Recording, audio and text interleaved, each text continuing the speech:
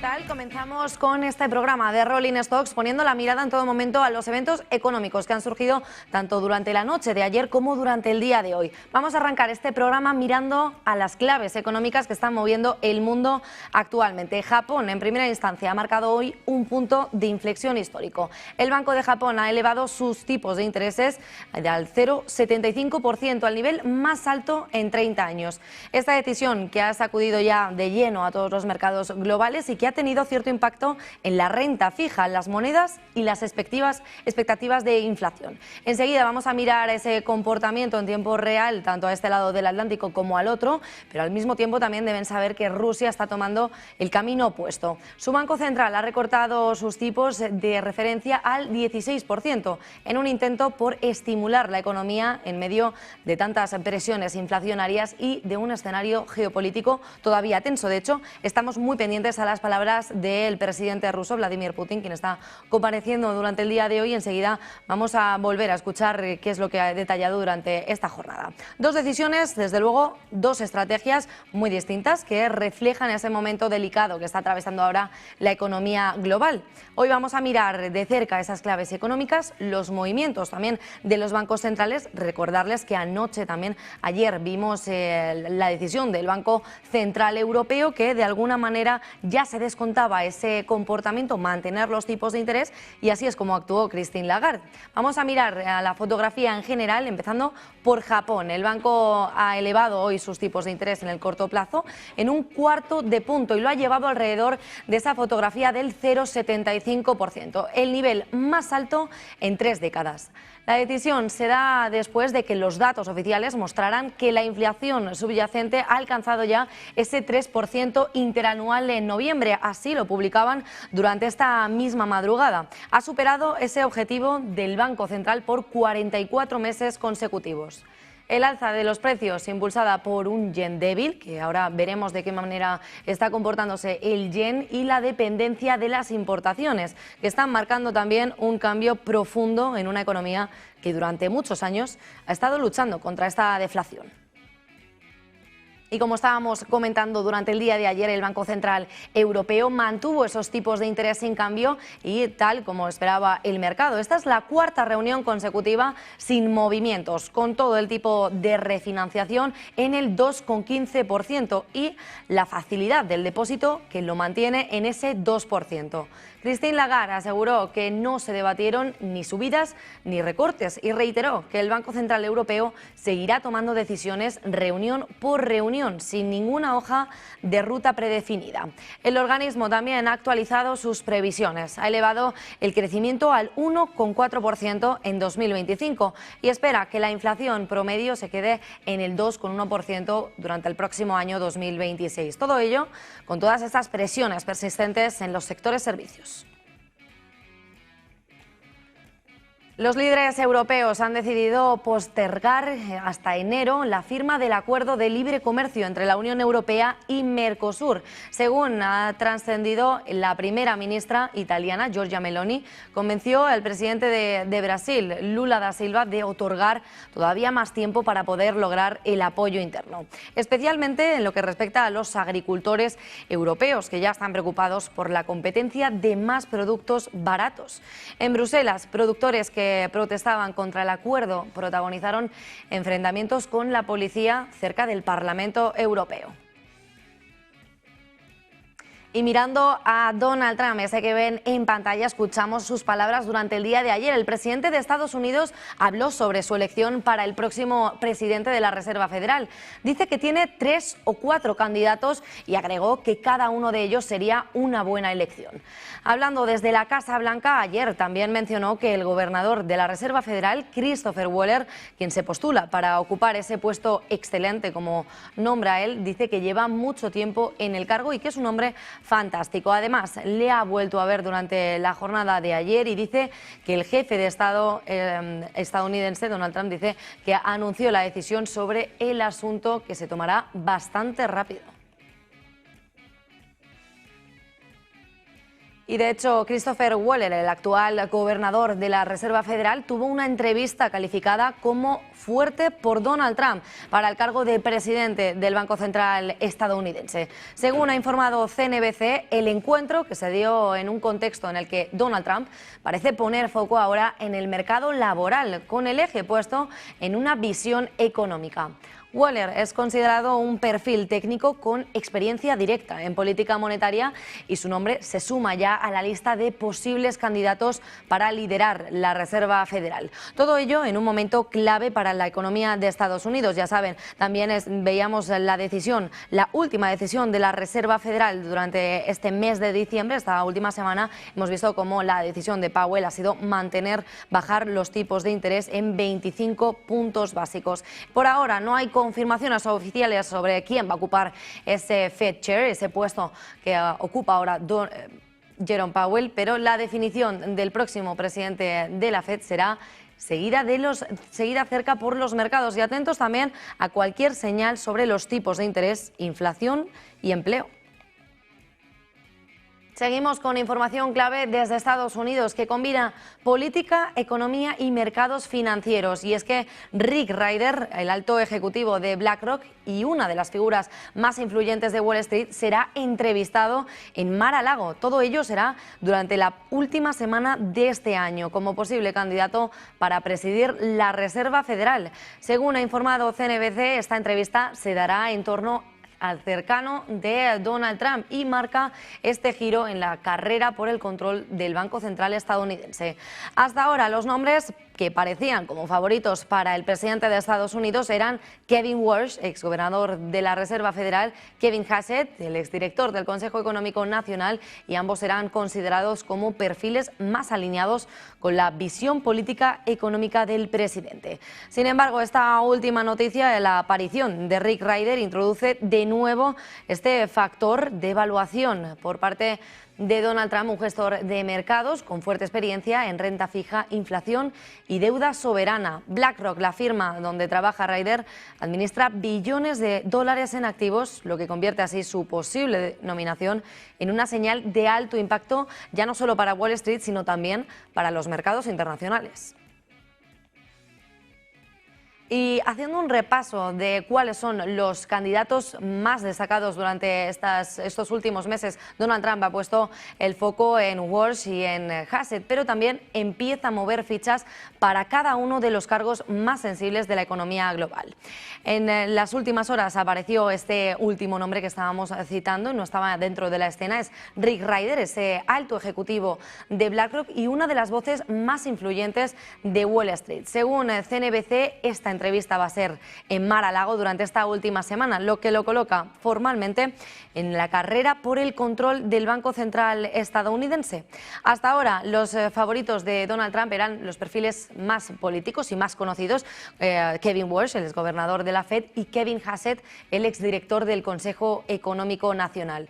Pero atención, porque Ryder ahora introduce algo distinto, altera de alguna manera esa ecuación que tenía planteada el presidente de Estados Unidos. Y es que no viene ni de política ni viene del mercado, es especialista en renta fija, inflación y deuda y estaría gestionando los billones de dólares desde la mayor administradora del mundo, conocida como BlackRock. Por eso su posible llegada a la Reserva Federal sería leída como una señal directa para los mercados, algo que podría cambiar también la manera en la que se comportan al otro lado del Atlántico. Y mirando precisamente a cuáles son esos siguientes candidatos, los que al menos baraja Donald Trump y mantiene en esa lista, que como ya ha anunciado el presidente, será dentro de muy poco cuando conozcamos cuál va a ser la decisión de Donald Trump de colocar al nuevo Fed Chair que sustituya a Jerome Powell en esta primavera de 2026. Pues bien, en primer lugar aparece este nuevo candidato, Rick Ryder, ejecutivo de BlackRock, que de alguna manera también podemos estar viendo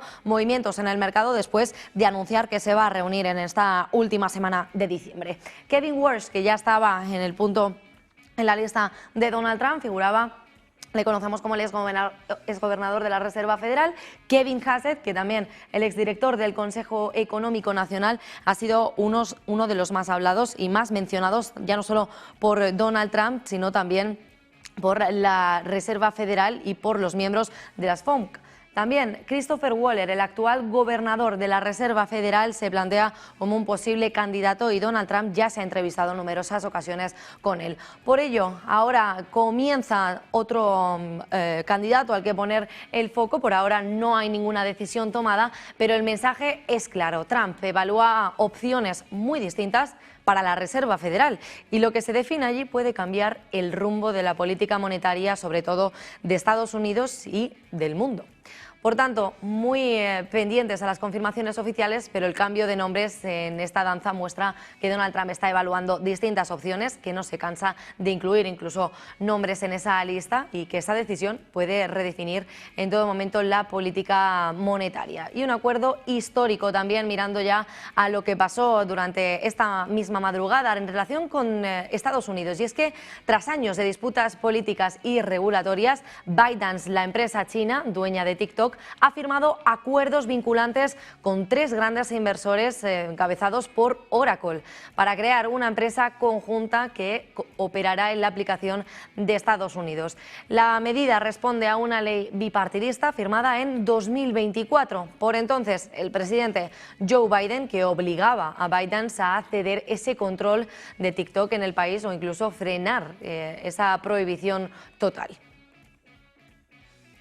De hecho, enseguida vamos a estar mirando a la cotización de Oracle porque ya está teniendo cierta reacción en los futuros en preapertura al mercado estadounidense. Enseguida vamos a mirar a ello. Mientras tanto, OpenAI también en el punto de mira. Busca recaudar hasta 100.000 millones de dólares en una nueva financiación. Una medida que podría elevar la valoración de la startup hasta 830.000 millones de dólares. Todo ello, según ha informado The Wall Street Journal, citando a fuentes familiarizadas con el asunto. La compañía pretende cerrar la ronda a finales de este primer trimestre de 2026, aunque, según se informa, las condiciones podrían cambiar y la demanda de los inversores sigue siendo algo incierta. Por su parte, SoftBank ha comprometido ya más de 30.000 millones de dólares después de vender la participación en Nvidia para respaldar la inversión, y también se prevé que esta financiación adicional de otras empresas ya pase factura. El director ejecutivo Sam Altman había buscado patrocinadores globales mientras OpenAI evaluaba una posible oferta pública inicial.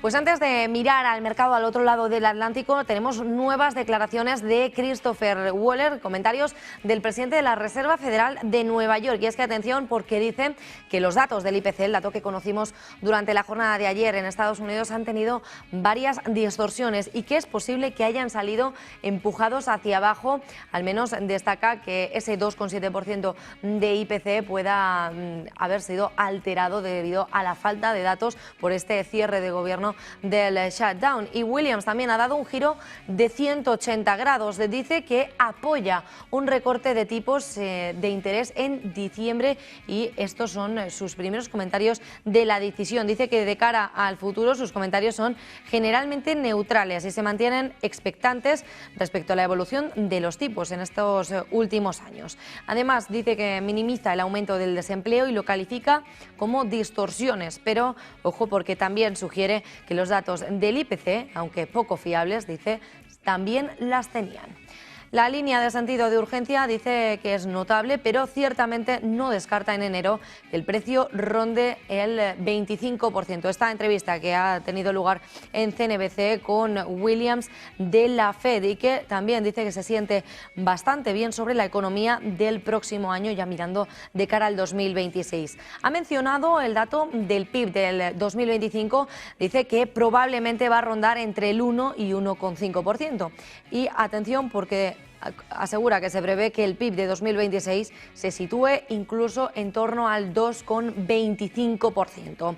Todo ello con la inflación por encima del objetivo y una política monetaria ligeramente restrictiva que, según asegura Waller, resulta útil ya para la política de la Reserva Federal.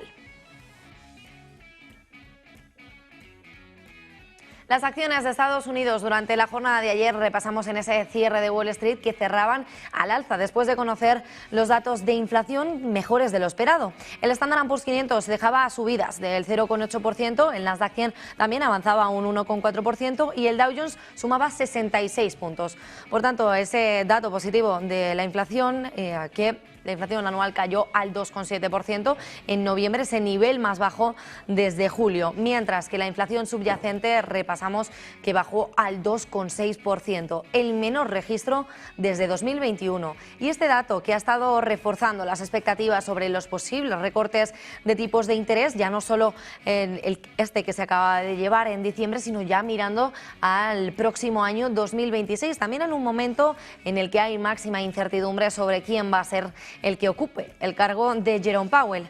Las mayores subidas se dieron en tecnología durante el día de ayer y en consumo discrecional. También Micron Technology se disparó cerca de un 10% después de presentar esos resultados que fueron mejores de lo previsto y así lo reflejó en bolsa, mientras que los sectores como en finanzas, energía y el sector inmobiliario sí que quedaron algo rezagados. Vamos a mirar a Micron Technology en preapertura porque está subiendo también un 1,23%, lo deja ya en esos 251,60 dólares. Ahora mismo en la preapertura del mercado vamos a repasar también los resultados, la cotización de ciertas compañías tecnológicas, enseguida lo vamos a hacer. También avanzarles que Nike ha reportado ingresos por 12.400 millones de dólares, lo ha hecho después en esta última noche. Dice que en ese segundo trimestre fiscal se ha elevado el aumento del 1% interanual y que, sin embargo, el beneficio neto sí que ha caído un 32%. Las acciones han bajado ya un casi 3% en las operaciones posteriores al cierre y ahí lo estamos viendo en postmercado, lo tenemos cayendo un 11,15% hasta los 58,36 dólares. Pues una jornada en la que vamos a estar muy pendientes también a la cuádruple hora bruja, porque es, ya saben, ese fenómeno bursátil que ocurre 4 veces al año y hoy precisamente es uno de esos días en el que va a ocurrir. Se prevé que haya máxima volatilidad, sobre todo más de lo normal en los mercados, y lo que puede ocurrir con esta cuádruple hora bruja es que, ya saben, vencen al mismo tiempo los 4 tipos de derivados financieros, es decir, los futuros sobre los índices bursátiles, también las opciones sobre índices bursátiles y los futuros sobre las acciones. Y al vencer todos esos, los inversores, al vencer estos rendimientos, los inversores deben cerrar, deben renovar o deben incluso ajustar ciertas posiciones. Por eso puede que sea un escenario en el que genere más volumen de operaciones y también podamos ver ciertos movimientos bruscos en los precios. ¿Y cuándo va a ocurrir esto? Pues bien, hoy, día 19 de diciembre, va a ser cuando ocurra esta cuádruple hora bruja, y que también ya sabíamos que durante los terceros viernes de marzo, junio, septiembre y diciembre es cuando normalmente suele ocurrir y está justo el foco concentrado en la mayor volatilidad en esa última hora de negociación. Y es importante porque estaría aumentando el volumen de esas negociaciones precisamente. También puede que veamos subidas o bajadas rápidas, sobre todo en los mercados de renta variable, y no siempre cambien de tendencia, pero sí que genera cierto ruido entre los inversores. Nosotros tendremos a los mejores analistas para analizar de qué manera puede generar esa volatilidad y cuáles son los índices que más están viéndose salpicados durante el día de hoy. Esta cuádruple hora bruja, que es el día en el que van a vencer simultáneamente todos esos futuros. De momento vamos a repasar cuáles son la cotización, de qué manera está cotizando el IBEX 35.